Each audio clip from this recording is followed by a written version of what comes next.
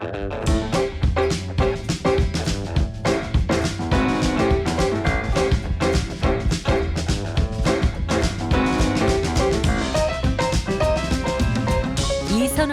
젠더의 속살. 단단한 개인, 우먼스 플레인. 네, 두 책의 저자인 이선욱 작가님 나와 계시죠?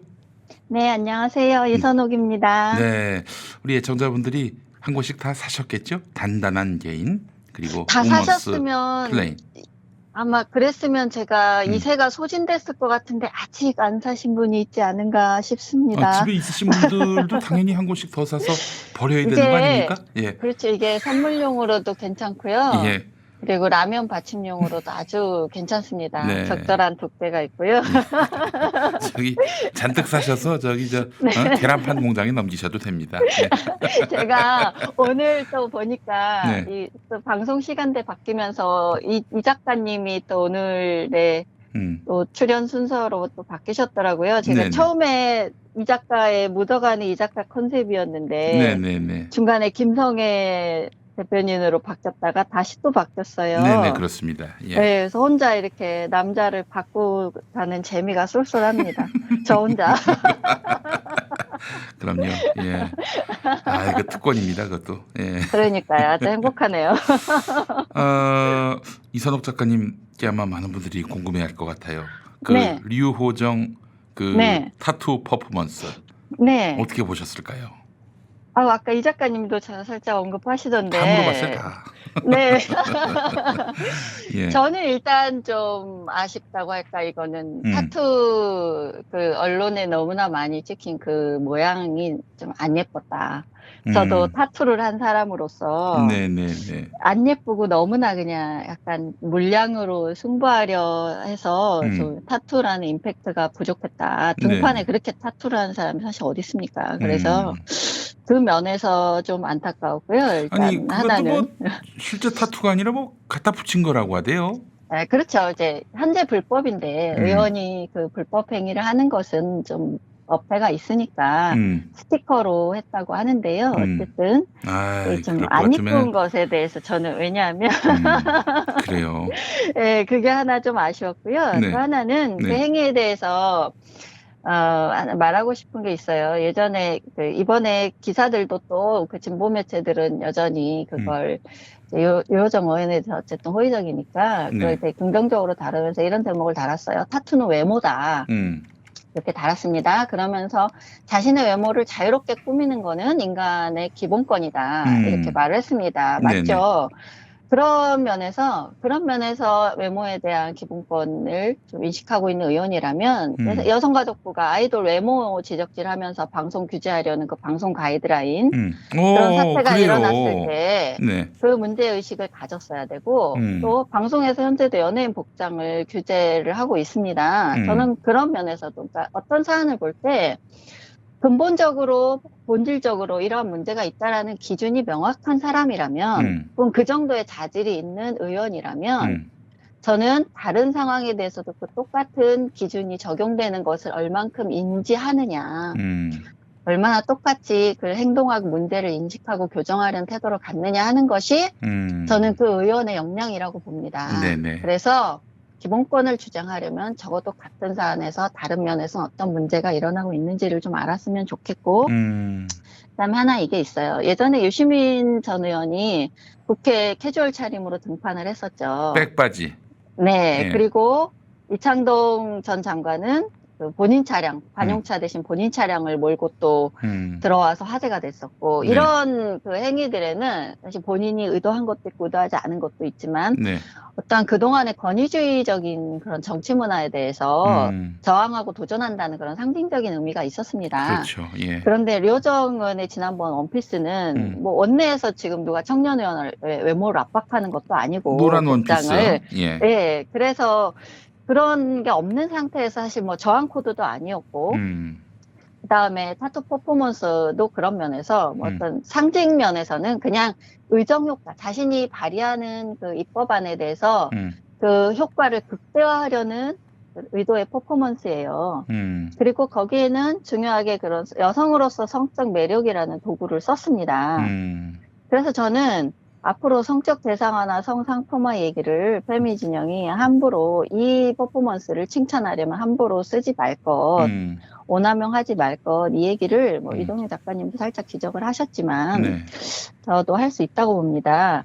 류우연이 이전엔 안전모 퍼포먼스도 했어요. 네. 그런데 이번 사례에서 보듯이 안전모보다는 등판이 잘 먹힙니다. 왜냐, 그게 현실이에요. 여성이 자기 속살을 노출하고 등판을 보였을 때 그런 몸에 딱 붙는 드레스를 입고 자기 신체를 최대한 활용해서 퍼포먼스를 했을 때 네네. 안전모를 쓰고 노동자 퍼포먼스를 한 것보다 훨씬 더 언론의 주목을 받습니다. 조선일보도 그런데 실었어요. 오늘 그렇죠. 지면에. 그러니까 예. 이것을 어떻게 활용할지는 전적으로 자신의 자유 영역이라는 거예요. 네네. 그렇다면 여성들이 자신의 직업 영역이든 어디든 자신의 외모를 활용하고 자신이 가진 매력 요소를 활용하는 것에 대해서 뭐 성상품화니 성적 대상화니 도구화니 이런 말을 쓰지 말라는 겁니다. 페미니스트들의 행동은 페미의 논리로 다 깔 수 있습니다. 예를 네. 들어서 이번 행위도 타투가 네. 사실은 꼭 외모만의 문제는 아니고 네. 뭐 어떤 화상을 입은 부위의 타투로서 그것을 가려서 자신의 그 그렇죠. 무너진 자존감을 예. 어떤 정서적 치료 행위로서 그럴 수도 있네. 극복하려는 시도로 쓰일 수도 있고 네. 그런 활용면이 있어요. 네. 그렇게 타투가 어떤 절박한 상황의 사람들의 처지에서 시행되는 거고 또 타투이스트들의 노동권 문제도 있는데 그런 절박한 문제를 단순히 외모의 문제로 유도해서 외모 지상주의를 부추기고 네. 왜곡된 타투상을 유포시킨다. 라고 저도 주장할 수 있습니다. 이것이 페미니즘 논리예요. 네. 그래서 페미 논리는 페미 논리로 다 깔 수 있습니다. 그래서 그런 면을 골고루 보고 앞으로는 조금 더 정치적 역량을 성숙시킬 수 있는 그런 의원이 됐으면 뭐 하는 그런 뭐 바람 정도로 얘기하고 뭐 크게 더 다룰 만한 사안은 아니라고 봅니다. 예. 아니 외모 갖고 뭐 이렇게 네.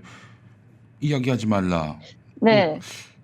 그래놓고는 뭐 탈코를 또 이렇게 그러니까 강조한다든지. 한 가지 묻고 싶은 거 있더라고요. 그래서 탈코 이제 철회한 거냐고 좀 밝혀줬으면 좋겠어요. 저 누구야 그 유호정 의원한테. 네네네. 전에 예전에 VJ 시절에는 엄청난 그 외모를 꾸미고 막 잡지 사진도 찍고 그랬었는데 예. 정의당 들어간 뒤에는 막 쇼컷하고 화장 안 하고 또 옷도 그렇게 입고 나왔잖아요. 근데 탈코를 이제 다시 선언했습니까? 선언한 걸 모르겠는데 외모로는 선언했죠. 그래요. 탈코는 아니죠. 뭐 이제 그렇게까지 했으면 탈코는 아니죠. 이젠. 그러니까 이게 탈코라는 게 사실 원래 그 기본적인 여성의 자율권에 대해서 자기들 혼자서 그걸 막 금지했다가 강요했다가 막 지가 안 하면 그만이지 뭐 남한테 혼자 철회하고 하라 마라 해요. 그거 자꾸 말도 안 되는 얘기지. 여기서 또 1승을 올리는 말은 이거죠. 예. 그런 모순을 견디면서 하는 게 페미니즘이다. 자, 이겁니다. 자, 오늘의 한 줄은 그것으로. 페미들이 그런 얘기를 한다 얘기죠. 예. 아니죠. 페미를 비판하는 사람들이 그런 얘기를 하는 그런 거죠. 얘기를 합니까? 예, 이런 모순을 견디면서 하는 것이 페미니즘이다. 네. 자, 오늘의 한 줄은 이것입니다. 알겠습니다. 본론 들어가겠습니다. 오늘. 예. 네. 저도 놀랐어요. 얼마 전에 한국일보 한국리서치 결과인데 네. 해석을 이상하게 해요. 페미니즘에 대한 뭐 사실상 비판이기도 한데 남성 차별에 대해서 20, 30, 40, 50 세대 남성들 다수가 공감한다 이런 입장을 냈는데 근데 한국일보 기사는 이 남자 현상 과대 포장 이런 식으로 제목을 달았단 말이에요. 네, 그렇습니다. 제가 그걸 보고 제가 오늘 단 제목이 그거죠. 이 악물고 부정하는 반페미니즘 바람. 이것입니다. 왜냐하면 한국일보의 그 기사는 정말 우물쭈물 기사예요. 제목이 전혀 본문의 중요한 내용과 특성을 제목으로 달지 못하는 그런 어떤 페미진영의 곤란함이 느껴지는 그런 기사였습니다. 네네네. 제목은 이준석 바람 이끈 이 남자 현상은 과대포장됐다 이거였잖아요. 네네네. 그런데 여기서 이 남자 현상이란 뭡니까? 지난 4.7 재보궐선거에서 이 남자가 72.5%라는 그 국민의힘에 대한 지지율로 그 재보궐선거 승리를 견인했고 그 지지율의 핵심은 안티페미니즘, 이른바 젠더 갈등에 대한 반작용으로 일어난 안티페미니즘 바람이다. 네. 라는 것이 사실은 분석이었는데 이것을 페미 진영은 계속 부정해 왔습니다. 계속 부인해 왔어요. 뭐 네. 근거도 없다 이런 식으로 얘기했고요. 그렇죠. 근거가 없고 예전부터 남성 지지율은 비슷했고 젠더 갈등은 없고 이런 말로 그 현상을 부인해 왔습니다. 네. 그런데 이번 한국일보 조사 결과를 보고 한국리서치가 지난번에 전 2019년에 했던 시사인의 그 이남자 현상을 조사한 그 리서치 기관과 똑같고 비슷한 문항으로 질문을 했더라고요. 네. 그래서 그걸 보면서 제가 시사인의 당시 보도가 됐던 그 이남자 현상에 대한 그 질문 문항 결과를 한번 대조를 해봤습니다. 네네네. 그랬더니 드러난 사실이 뭐냐면 2019년에 또 똑같은 질문을 던졌어요. 페미니즘은 여성 우월주의를 주장한다. 이렇게 질문을 던졌더니 거기에서 2019년에 20대 남자의 78.9%가 동의를 했고 30세 이상 남성들에게서는 57.1%가 동의를 했습니다. 20대 여성은 약 20% 정도만 동의를 했어요. 페미니즘은 여성 우월주의다 이것에 대해서. 그런데 2021년에 보면 네. 20대 남자는 75.9%로 비슷합니다. 여전히 비슷한 퍼센트를 유지하고 있는데 30대 남성이 67.7%로 뛰었고 40대는 68.1%, 50대는 50.6%. 이렇게 전 세대에 걸쳐서 절반 이상이 페미니즘은 여성 우월주의를 주장한다는 말에 동의를 하고 나섰어요. 야. 특히나 30대 이상의 이 상승 폭이 네. 좀 큽니다. 그래서 그때는 이랬어요.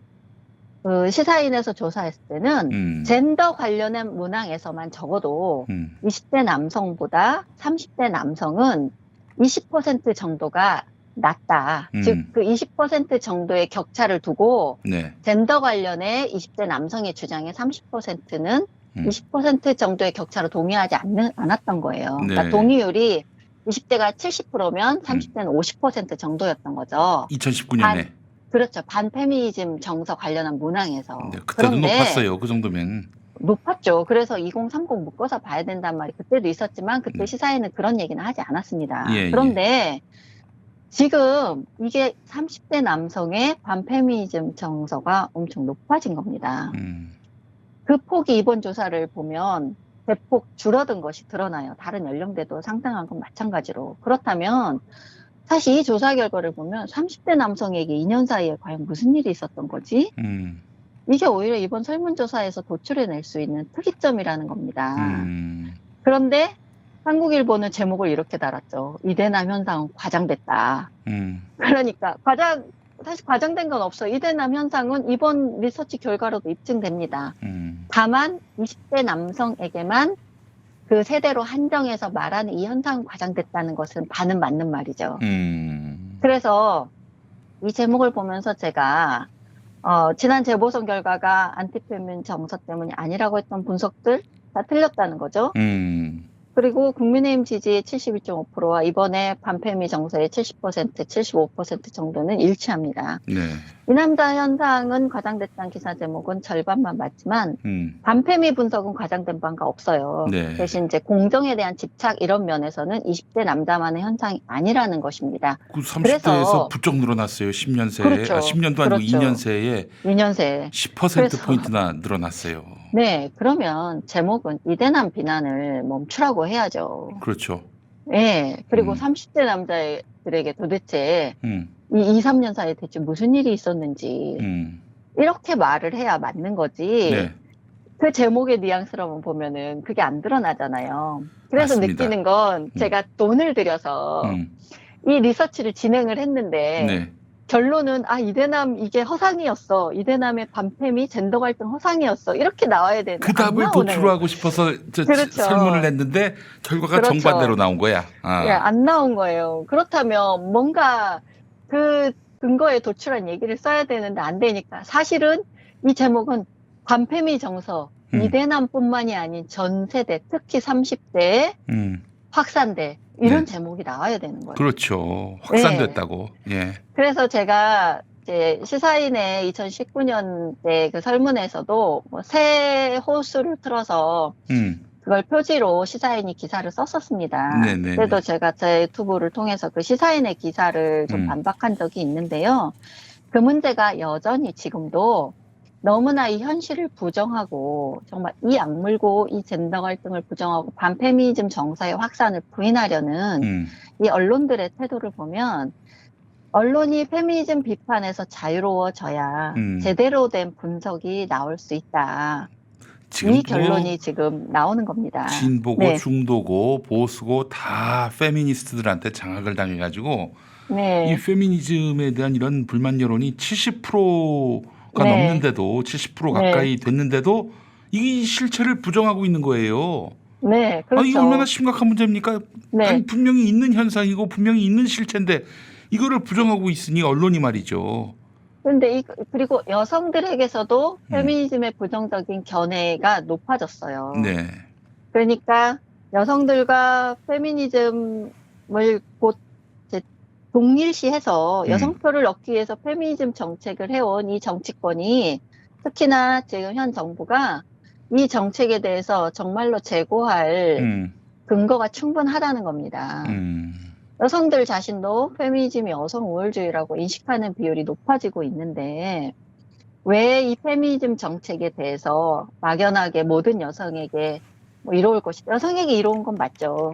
그런데 그것을 해야 여성표를 받아오려고 하는 것이 반대급부로 남성들의 이런 분노와 불만, 근거 있는 불만으로 지금 드러나고 있는데도 여전히 현실 인식을 못하고 있는 것에 대해서는 특히나 남인순 의원, 정춘숙 의원 등이 여성 할당제를 더 강화해서 40% 이상 지역구 의원도 여성에게 강제 할당하겠다 이런 법안을 내고 있는 민주당의 그 현실을 똑바로 볼 필요가 있다는 겁니다. 아니 지금 그 2030 남성 세대들의 네. 남성 차별에 대한 분노 이게 지금 반민주당 표로 결집이 되고 있는데 뭐 하고 그렇죠. 있냐 이거예요 민주당은. 그렇죠. 엉뚱하게 그러니까 조국 탓이나 하고 말이야. 여성표를 잃지 않으려는 마음 또한 이해는 하죠. 뭐 모든 국민의 고른 지지를 받는 것이 가장 뭐 올바른 태도인 건 맞지만 네. 한 성별 집단에 혹은 한 세대의 집단에 분노가 근거가 있다면 적어도 그 근거를 무시할 게 아니라 들여다보는 신용은 해야죠. 그런데 그 신용조차 하고 있지 않은 것에서 이 반감은 더 커질 수밖에 없다. 글쎄 말이에요. 그냥 너희들의 분노는 근거가 없는 것이다라고 치부를 해버리는 이런 태도로는 그 표를 가져올 수 없죠. 뭐 그래도 된다고 하면 우리는 집토끼만 잡으면 된다라고 생각한다면 뭐 할 말 없는 거죠. 집토끼들 다 떠났는데 뭐 2030 남성 세대들 집토끼들 다 떠났는데.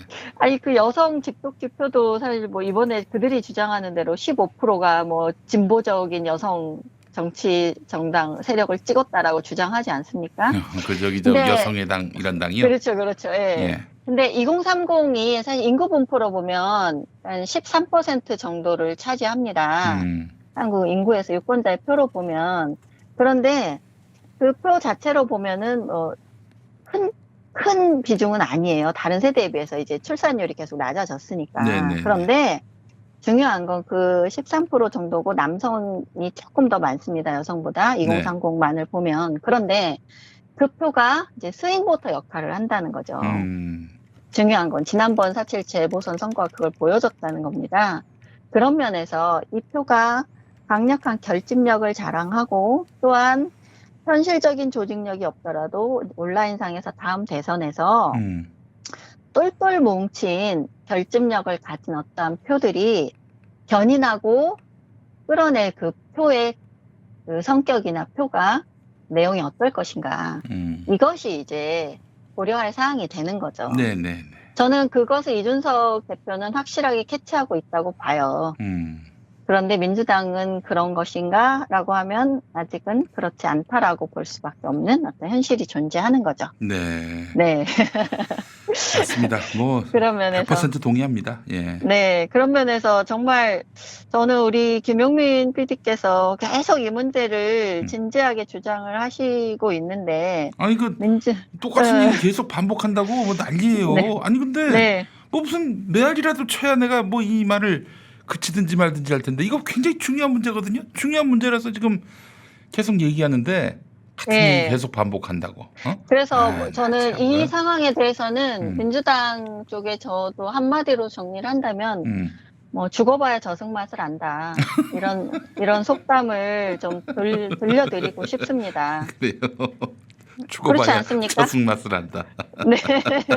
제가 좀 전에 한마디 그 댓글에 썼는데 황희도 씨 오늘 발언을 보고 제가 정말 격세지감을 느꼈어요. 예전에 좀 페미 성향이었나 봐요, 이 양반이. 예. 아, 페미 성향, 그러니까 민주당 쪽에 제가 그때 남페미 발언을 중에 좀 몰라가지고, 예. 남페미 중에 하나로 분류되던 분이었습니다. 아, 그래요? 그러니까 일단 뭐 오. 메가를 옹호했고, 예. 그다음에 뭐 펜스를 비난하고 페미니즘을 강력하게 옹호했던 사람 중에 한 명이었어요. 네. 그래서 저도 음. 사실 황희도 씨를 그 이름으로 기억하고 있어요. 네. 민주당의 네. 어떤 신진 정치인 중에서 그 페미니즘을 강력히 옹호하는 남성 정치인 이렇게 저도 기억을 하고 있거든요. 근데 김용민 씨도 예전에 좀 그랬었어요, 솔직히 얘기해서. 그리고 또 더 솔직히 얘기하자면은 네. 그 스스로 이제 말하자면은 스윗 가이가 됐던 거 아니겠어요? 서익가이죠. 네. 그거는 서익가이들. 네. 그 여자들한테 사랑받고자 하는 마음도 있었을 거예요, 틀림없이. 아, 당연히 있죠. 예. 아니, 남성이 여성에게 사랑받고자 하는 건 당연한 거고. 네, 그래요. 네, 제가 이제 굳이 분류를 좀 해보자면, 예. 국민의힘 쪽은 예. 마초 한남 그 서익가이, 마초 한남 가이들이 많고, 네. 민주당 쪽은 네. 그 서익가이들이 많죠. 네. 둘 다 이제 페미니즘에는 일단 우호적이에요. 네. 국민의힘은 마초 성향으로, 그러니까 홍준표 의원 같은 사람을 대표적으로 볼 수 있죠. 네. 더 뭐 남자들이 째째하게. 거째째하게 말이야. 그렇죠. 그거고, 이제 민주당 쪽은 네. 여성들이 차별받아온 역사가 있으니 남성들이 일정한 불이익은 여성을 위해서 이제 돌려줘야 된다. 이런 X86 말을. 형님들이나 그렇죠. 그렇게 하세요. 저기 X86 형님들. 어? 네. 다음에 저기 나오지 말고 그 공천을 여성들이 네. 받게끔 하고 그리고 저기 네. 교수님들 네. 본인 그만두고 그 네. 여성 강사들 비정규직 강사들한테 정규직 자리 주세요. 그래놓고 그렇죠. 그렇죠. 진정성을 입증하라고 말로만 그렇게 뭐 여성을 위한다고. 아이고. 그럼 그렇죠. 그러니까 일도 손해를 안 보려고 하는 거 아닙니까? 자기가 말하는 그 기득권 하나도 내려놓지 않으면서 지금 젊은 남성 세대들에게 그 대속을 강요하고 있지 않습니까? 그렇죠. 왜 젊은 남성들한테 그 저기 네. 너희들이 십자가 져라, 니들이 뒷감당하라. 그럽니까? 그러니까 여성들에게 뭐 가산점 주고 군 가산점제 보상은 빼앗고 이런 거 하면서 받아들이라 하고 하니까 네. 이제 정말 성평등한 세대인 지금 남성 세대들이 그걸 받아들이지 못하는 거죠. 네, 이거 사실 저희가 3년 전부터 계속 해왔던 얘기인데 네. 오늘 황희도 씨 얘기를 보면서 제가 조금 격세지감을 느꼈다는 게 그거예요. 이제 그런 폐악질들을 보고 이 선거 결과를 보고 이 반작용이 어떻게 돌아왔는지를 좀 감지하신다면 그렇지. 예전에 이제 자신들이 주장했던 거나 폈던 견해가 어디에서 에러가 났는지 그걸 좀 한번 돌아보시기를 좀 권합니다. 네. 네. 어쨌든 그렇고 오늘 그 뒤에 얘기 하나 할까요? 하시죠. 네. 뽕을 뽑아야지. 네. 오늘 제가 한 가지 더 얘기할 게 있습니다. 네. 페미 진영의 치트키로 쓰이는 공무원 양성 평등 채용 목표제 얘기인데요. 네. 이게 지난번에 엊그제 박성민 전 최고위원, 네, 박성민 전 최고위원이나 이낙연 그렇죠. 그 대변인. 네. 네네. 이낙연 대변인이에요 지금? 대변인이야. 대변인. 아 네. 그래요? 네. 저는 이낙연 대표 시절에 지명직 최고위원으로 발탁되었던 사람이죠. 네. 그다음에 예전에 그 레전드로 나온 백분 토론, 젠더 갈등 토론회에서 최태섭 작가, 남성 페미니스트 최태섭 작가도 이걸 언급했었고. 최태섭? 최근에 예. 그 최태섭이 그 백분 토론에서 어떤 기념비적인 발언을 하지 않았습니까? 그렇죠. 남성 산재 사고는 이제 남성들의 어떤 마초성을 과시하려는 문화가 작동해서 일어난다. 네, 험한 그런 주장. 일을 이렇게 하는 이유가 마초적인, 그 자신의 어떤 남성성을 드러내기 위해서다. 네네네. 아니 네네. 그러면은 지금 산재 사고로 돌아가신 분들이 나 남자야 이걸 보여주기 위해서 그 험한 현장에 들어갔다는 얘기입니까? 말도 안 되는 소리 하고 있어. 아니, 먹고 살기 위해 들어갔지 무슨 소리야 그게. 아이고 정말 참 정신 나간 사람들입니다 진짜. 레전드 짤을 남겼고 그 당시에 레전드 짤 하나 더 있죠. 김지혜 변호사가 여성 고위직만 할당제야죠. 뭐, 그거. 네. 또 글짤도 남긴 그 토론회에서 최태섭 씨가 주장했던 것이기도 하고요. 최근에는 또 진중권 씨가 예, 남성 네티즌들과 논쟁하는 과정에서 또 이걸 들고 나왔었어요. 네네. 그리고 그 뉴스톱의 김준일 대표 같은 경우에도 이거예요. 민주당 정부가 실제 여성 특혜 제도를 실시한 게 도대체 뭐가 있느냐. 아, 좀 더 이거 했어야 하나. 했는데 예, 매우 뭐 실제로 부족했다. 뭐 그런 예, 취지죠. 실제로 실제 한 게 없다는 거예요. 팩트를 뒤져보니 실제 한 게 없다 이거고 또 하나는 오히려 공무원 양성평등 채용 목표제를 실행해서 득본 건 남성들이다. 이거를 아주 무슨 치트키처럼 꺼내듭니다. 그래요. 약방의 예, 그래서- 감초처럼. 그렇죠. 그러니까 남성이 실제로 혜택을 받다는 데이터로 작동할 수 있는 게 이거 하나가 있는 거예요. 네. 그러니까 계속 그 주장을 언급할 때마다 이거를 치트키로 씁니다. 근데 네. 제가 이제 이 제도에 대해서 그래서 한번 얘기를 해야 되겠다 생각을 하고 있어요. 네.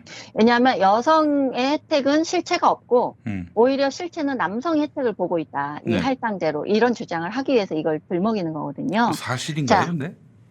저는 이제 사실관계를 좀 따져보도록 하겠습니다. 네네네. 자, 민주당이 한 게 없다? 이건 사실이 아닙니다. 물론 이전 정부에서부터 정책의 연속성으로 이어온 건 맞아요. 네. 그런데 사실 뿌리로 가보면 네. 우리 예전에 뭐 김대중, 노무현 정부 시절에 친여성 정책을 더 시행한 건 맞고요. 그것이 보수 정권에서 잠시 줄었다 늘었다 하는 과정을 번복하면서 어쨌든 큰 기조로는 한국 정부가 성평등이라는 것을 지향하기 때문에 그런 명분으로 계속 이어져 온 건 맞습니다. 네. 그러나 뭐 이 정부 들어선 대표적으로 여성폭력 방지 기본법이 제정됐고 민주당 소속 단체장들은 뭐 주거나 안전, 취업 여러 측면에서 여성에게만 배타적인 지원을 하고 있는 정책을 실제로 시행하고 있습니다. 네. 그다음에 창업이나 취업 모든 면에서 여성 혜택 정책은 지금도 더 적극적으로 추진되고 있고요. 남성들이 또 제기하는 것을 그 페미 진영이 후려치는 게 있어요. 할당제만 얘기하는 건 아닙니다. 남성들은 할당제뿐 아니라 적극적인 우대 조치 전반에 대한 이야기를 하고 있는 것이죠. 네네. 그것을 후려쳐서는 안 되고요. 정부는 물론 정부가 압박해서 민간 영역까지 여성 우대 조치는 분명히 많이 시행되고 있습니다. 네. 그 이준석 대표가 재보궐선거 후에 이공계 여성 우선 장학금 그걸 지적해서 한국장학재단이 시정하겠다라고 얘기를 했습니다. 네. 그것이 이공계에 정말 장학금이 지원돼야 될 대상에게 주어지는 게 아니라 네. 여성에게 우선 지원해야 되는 거예요. 아, 근데 여성은 그 자격이 안 돼. 그래서 집행을 못 해. 이런 현상이 실제 벌어지고 있는 겁니다. 아니 공대는 뭐 많이 아시겠지만은 남성들이 네. 절대 다수란 말이죠. 네. 근데 야 너희들은 남자기 때문에 네. 여자들도 줘야 되기 때문에 너희들은 받지 마라. 그러면 그 사람들은 정말 역차별을 받는 거 아닙니까? 네, 이공계 여성을 좀 유입하겠다는 그런 유인책으로 쓰는 건데, 장학금이라는 것은 네. 장학금을 받을 조건이 되는 학생에게 지급해야 되는 그렇죠. 왜 것이지. 그 성을 앞세워 거기다가. 네, 성별로 지급해야 되는 게 아니잖아요. 그런데 그걸 그런 식으로 사용하고 있는 것에 대해서 이준석 대표가 지적을 했어요. 네. 그래서 시정 조치를 하겠다는 말을 들었습니다. 자, 여성이 창업심사에서 장애인보다 더 많은 가산점을 부여받았던 현실도 드러났죠. 그런데도 대체 뭐 여성 혜택이 뭐가 하고 있느냐 이런 말을 계속 하고 있어요. 자, 군가산점제 부활 얘기가 나왔습니다. 전용기 의원이 발의하겠다고 주장했죠. 그러자마자 막 페미 진영에서 비난이 쏟아졌습니다. 한상희 법학 교수 같은 경우는 가산점제는 약탈적인 제도라면서 비난해요. 그럼 여성 가산점제에 대해서 페미 진영이 그동안 한 번이라도 그런 약탈적 제도 하지 말라고 비난한 적 있습니까? 없습니다. 네. 자, 공기업에는 지금도 여성 수당이 존재합니다. 그냥 여성이면 받는 거예요. 이거는 이제 이전에 생리휴가가 유급이었다가 무급으로 전환되면서 이에 대한 그 보완책의 성격이 강합니다. 그런데 어쨌든 성별 자체로 주어지는 수당이에요. 자, 기재부는 공공기관의 승진 심사에서 이제 군 경력을 배제하라는 지침을 강제로 내렸습니다. 자, 공무원과 공기업에는 특히 민간 모든 영역에서 남성만 독박 당직에 동원되고 있습니다. 최근에도 시민을 제압하는 남성 경찰, 막 옷이 벗겨지고 이런 상태의 시민과 몸싸움을 벌이고 있는데 여경은 옆에서 사진을 찍고 있는 사진이 또 돌고 있어요. 경찰청은 업무의 분장이 성격이 다르기 때문에 문제 없다고 답변을 하고 있습니다. 자, 진선미 전 장관은 여가부 장관 시절에 민간 기업에도 여성 임원 할당제를 압박해서 국민연금 투자를 인센티브로 제시하겠다고 이런 발표까지 했었습니다. 그래요. 예, 기재부의 그 이견으로 그거는 이제 취소를 했죠. 자, 며칠 전에 영화진흥위원회. 네. 김어준 총수 부친상 상가에서 만났는데 네. 슬쩍 웃고 지나갔어요, 그냥. 네. 네. 그러니까 최근엔 또 영진이에서 네.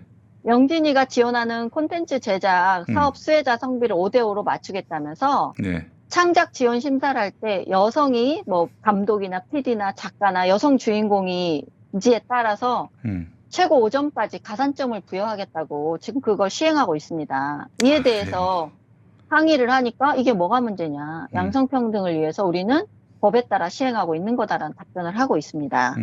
자, 최근에 작년이죠. 국립대 여교수 비율을 25%로 의무화하는 정부 시행령이 통과됐습니다. 네. 그래서 이제 2020년부터 시행을 해서 앞으로 10년간 여교수 비율을 25%까지 국립대는 의무적으로 확대해야 됩니다.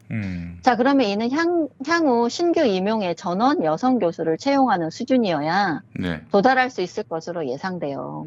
그러면 아무리 연구 실적이 우월하고 능력과 자질을 인정받아도 그가 남자라면 남자라는 이유로 뽑히지 못하는 상황이 분명히 옵니다. 능력과 자질이 아닌 성별의 결과로 평등을 강제하는 제도죠. 네. 이런 제도들이 시행을 하고 있는데 네. 도대체 문재인 정부가 특별히 더 뭘 시행하고 있느냐라는 말이 왜 레토릭처럼 계속 활용하고 있습니까? 특히 남성 페미니스트들. 더 많이 받아내려고 그런 거 아닙니까? 네. 그러니까 엄연히 존재하는 현실이 없다고 부인해요. 그리고 그런 부인을 계속 페미진영 매체들이 확대 재생산을 하고 있습니다. 실제로 하는 건 없다. 할당제 하나만 가지고 예를 들어요. 남성들은 할당제를 상징으로 하는 여성 우월 제도, 여성만을 배타적으로 특별 취급하는 제도 전반에 대한 항의를 하고 있는 겁니다. 네. 그걸 모른 척 하는 거죠. 자, 이런 제도들, 지금 제가 열거한 거는 정말 일부예요.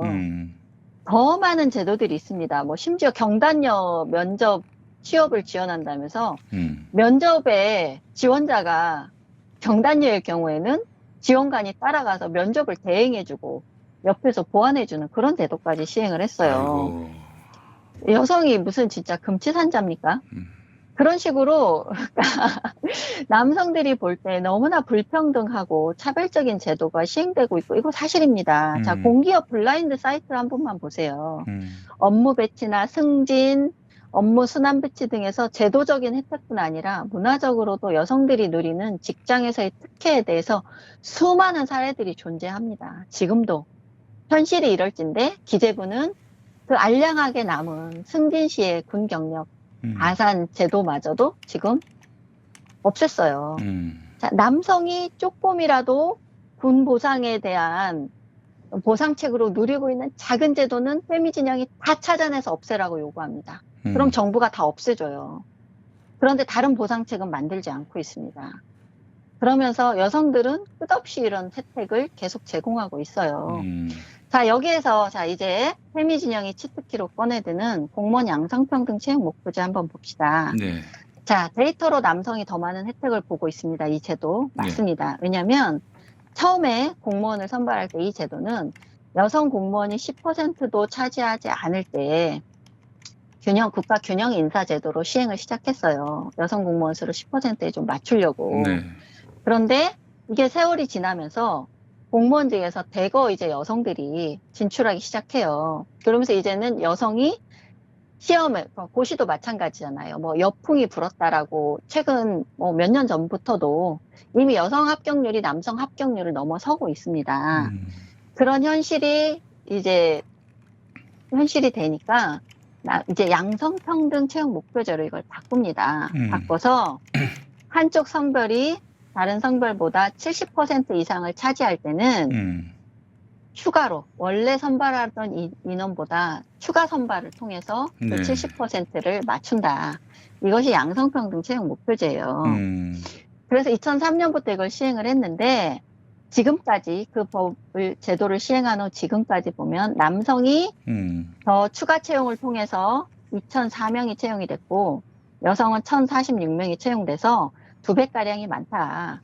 그래서 할당제 해가지고 혜택 본 건 남성이야. 이 근거로 쓰는 거예요. 네. 지금 그래서 아주 뭐 이거를 정가의 보도처럼 쓰고 있습니다. 네. 자, 그런데 봅시다. 하위직을 보면 강제 보정하지 않아도 모든 시험에서 여성들이 강세를 보이고 더 많이 합격하고 있어요. 그런데 이제 고위직은 이전에 기본 베이스 비율 자체가 낮으니까 여성이 당연히 낮아요. 그런데 이것은 강제 보정을 통해서 지금 맞추고 있습니다. 네. 여성 관리자 임용 확대 계획을 시행하면서 5급 이상, 4급 이상 지금 네. 고위직 여성을 강제 보정하고 있고요. 숫자뿐 아니라 주요 보직, 실제로 권한을 행사하는 주요 보직에도 여성을 써야 된다 이래서 인사지침을 2017년 말에 이 정부에서 개정을 했습니다. 그래서 여성 공무원을 주요 직위의 임용 노력을 의무화하는 걸로 개정을 했습니다. 자, 네. 상위직도 하위직도 강제 보정을 통해서 여성을 이제 더 많이 임명하고 결과의 평등으로 지금 평등을 시행하고 있어요. 자, 저는 이 양성평등 채용 목표제는 원래는 한시적인 시행이었습니다. 그런데 그 시행을 2007년에 원래는 끝나는 거였는데 2차례 더 연장을 했어요. 이것은 이전 정부에서도 똑같이 연장을 한 겁니다. 그리고 문재인 정부 들어서서 2022년까지로 다시 연장을 했습니다. 저는 2022년까지 연장한 이것을 저는 이제 폐기해야 된다고 생각해요. 그러니까 남성이 혜택 본 거 맞죠? 그러니까 이 영역 하나에서 남성 혜택자가 더 늘었다고 이것이 이 정부가 혹은 지금 현재 사회가 여성 우대를 하고 있지 않다는 근거로 이건 쓸 수는 없습니다. 네. 단 하나 나왔어요. 그런데 이 제도의 문제는 저는 성별에 어떤 성별이 더 많은 혜택을 받았냐 이게 저는 문제가 아니라고 봅니다. 본질적으로 이 제도가 폐지되어야 되는 이유는 네. 필요 인원을 넘어서 퍼센트를 강제하기 위해서 추가 선발을 하기 때문에 예산의 낭비가 수반됩니다. 네. 자, 한 해에 270명 정도가 추가 채용된 적도 있어요. 그러면 국가공무원을 270명이나 더 채용한다는 것은 네. 어마어마한 예산이 투입되는 거예요. 왜냐하면 공무원으로서 그 인원이 평생 동안 가지는 혜택, 퇴직 이후에도 받는 혜택까지 모두 국민의 세금이 투여되는 겁니다. 그런데 정부 정책이라는 게 어떤 적적 인력을 수급하고 배치한다는 면에서는 예측 가능성이 우선이어야 돼요. 네. 그런데 이번 연도에 얼마만큼 어떤 성별이 합격할지 알 수가 없어. 예측이 그렇지. 불가능하잖아요. 예. 그런 상황에서 막 한 해에 100명씩, 200명씩 추가 채용을 해야 된다면 이것으로 인해서 이 낭비되는 예산은 무엇으로 보전할 것입니까? 무엇보다 예산 낭비 면에서 문제가 크고요. 네. 공무원을 200명씩이나 추가 선발해서 그 인원을 배치한다는 면에서 그것도 문제가 되는 거죠. 네. 우리에게 적절한 인원은 190명인데 이 채용 성별제에 의해서 이게 맞지 않아서 몇십 명을 더 충원해서 추가로 채용을 하는 거예요. 이것은 아이고, 적정 인력이 참. 아니라 잉여 인력인 거죠. 네. 자, 이것은 이 제도가 시행되는 논리 자체가 적절한 인력의 분석과 이에 따른 예산의 배분, 정부 정책의 예측 가능성과 안정성, 신뢰도, 그다음에 방만한 인사를 지양하고 예산을 절감해야 되는 공직사회 운영의 원칙보다도 양성평등이라는 지향이 다 우위에 있다는 것을 네. 그 철학에서 나오는 제도입니다.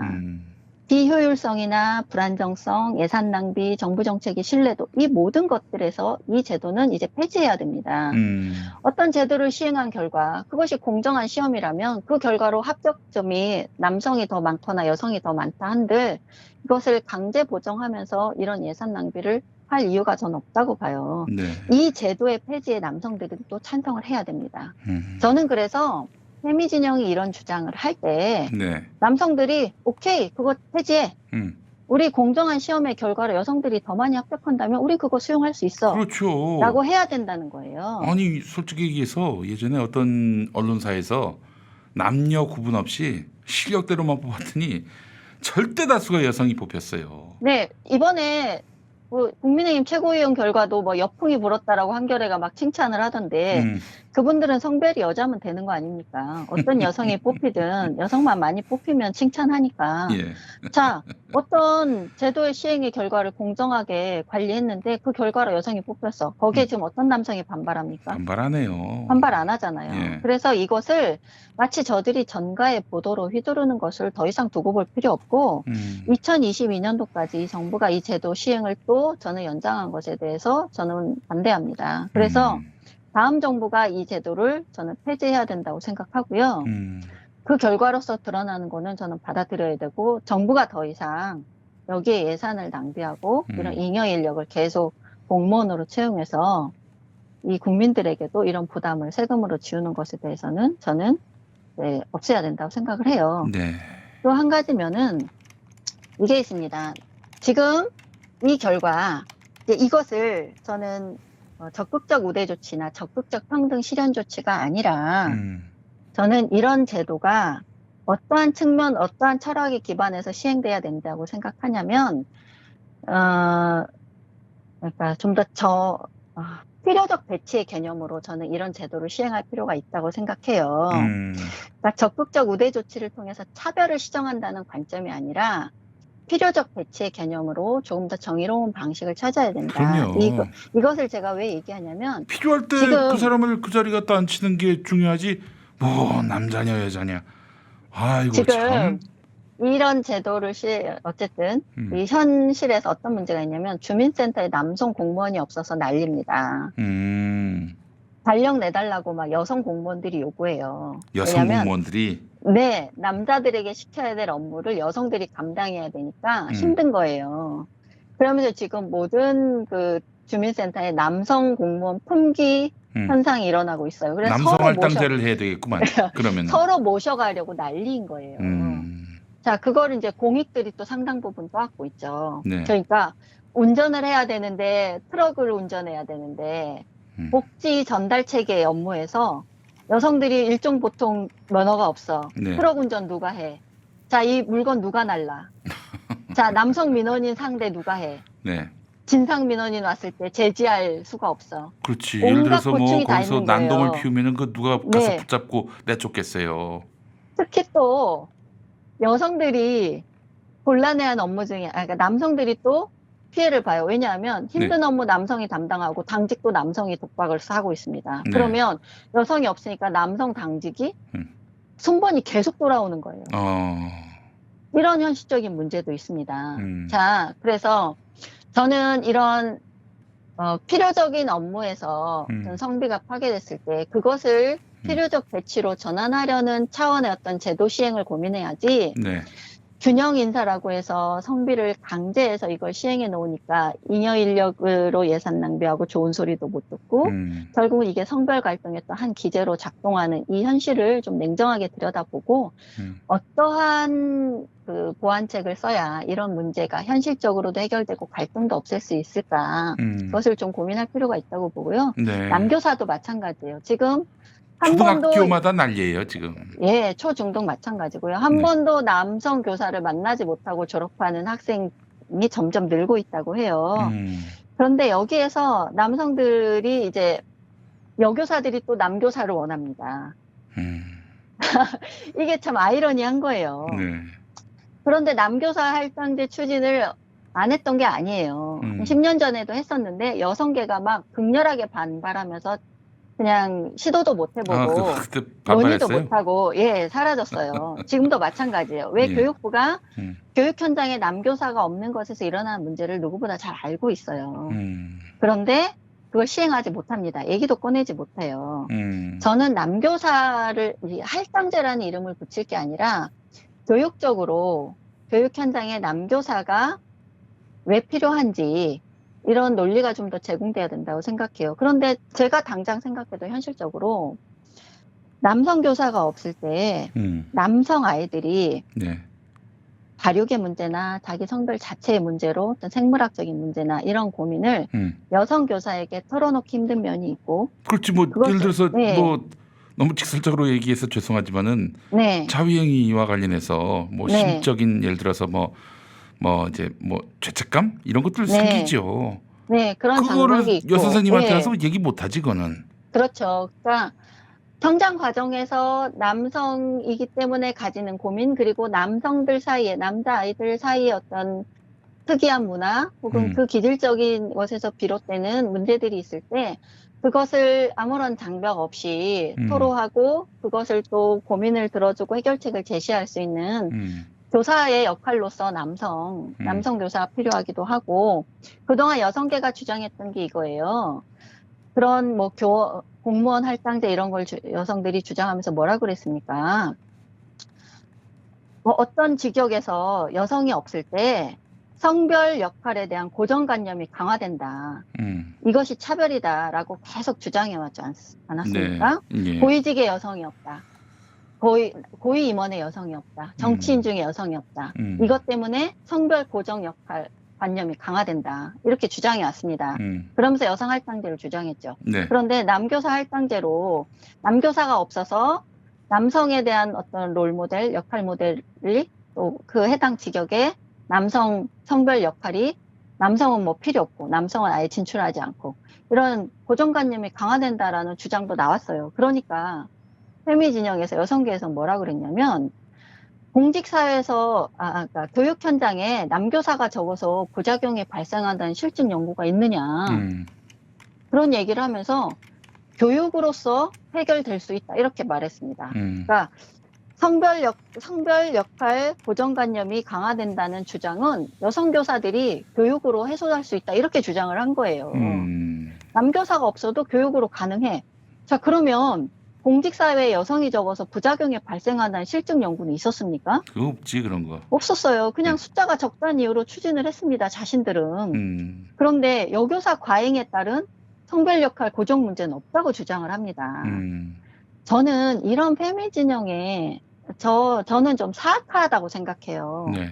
왜냐하면 자신들이 여성이 적을 때는 성별 고정관념 타파를 외치면서 강제 보정을 요구하고 현실에서 남성의 필요성이 대두되는 영역에서는 성별 고정관념에 영향이 없다고 주장하는 게 얼마나 사악합니까? 네.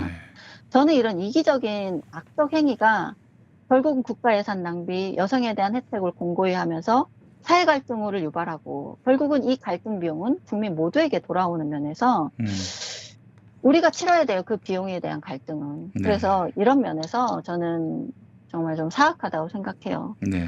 그래서 오늘 좀 정리해서 말씀을 드리면 양성평등 채용 목표제는 2020년까지 연장되는데 이제 폐지해야 된다는 거고 그 시행에 따른 결과는 받아들이고 남성들도 폐지 동의해야 된다는 것. 네. 그 다음에 한 가지는 필요적 배치 개념으로 이런 성별이 한쪽 성에 치우쳤을 때 일어나는 문제에 대해서 어떻게 더 정의로운 방식으로 이걸 해결할 수 있을까에 대한 문제는 정치권이 머리를 맞대고 의논을 해야 된다.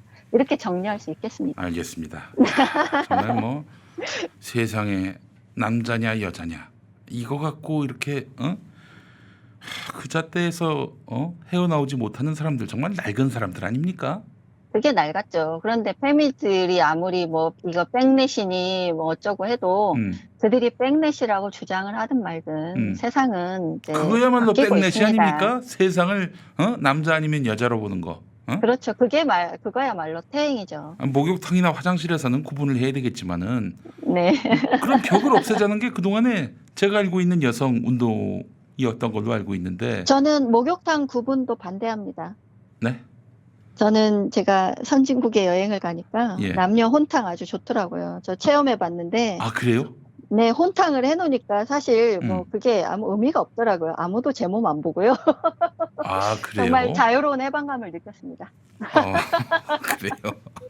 별 세계를 성인 다 한정으로 하면 개방할 필요가 왜 없는가. 사실 뭐 알겠습니다. 구분해서 들어갈 사람은 들어가고 예. 혼탕에 갈 사람은 가고 아주 좋았습니다. 네, 알겠습니다. 좀 더 우리가 선진화될 필요가 있지 않을까라고 생각합니다. 네. 자 오늘 말씀 잘 들었습니다. 이선옥 네, 작가님 오늘도- 수고하셨어요. 네, 시간 초과해서 죄송합니다. 아이 별 말씀이요. 네 감사합니다. 김영